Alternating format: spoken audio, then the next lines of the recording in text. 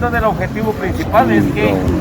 los jubilados de cualquiera de las municipalidades, no solamente de Santa Cruz de Quiché, sino que cualquiera de los municipios, ya no tengan que viajar a la ciudad capital, sino que todo el trámite lo van a hacer acá en la cabecera de Santa Cruz de Quiché. Es la razón por la cual hoy se está inaugurando prácticamente la sede de lo que será el plan de prestaciones. Porque a partir del día de hoy prácticamente ya no tendrán que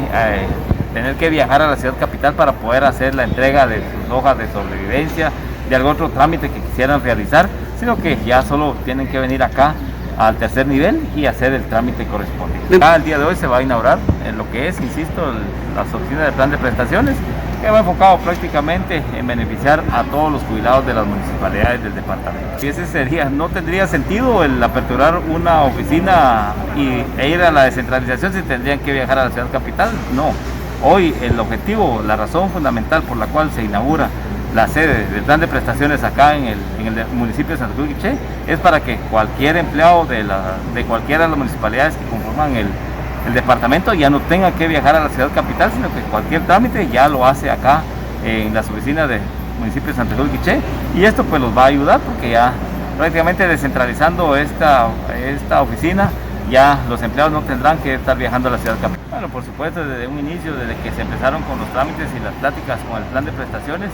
el objetivo era ese, el de tener la sede acá y pues tener una mejor relación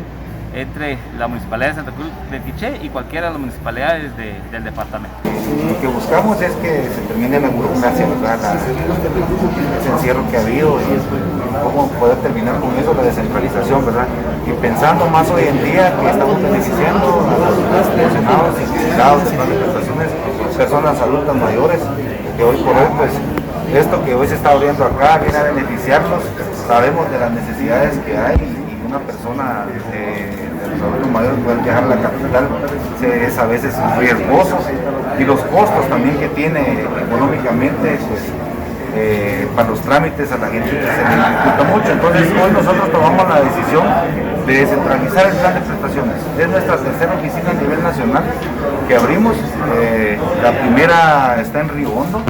la segunda en Huehuetenango y hoy por hoy la tercera está en Quiché. Y pensamos seguir llegando a las partes más lejanas de Guatemala para que todas esas personas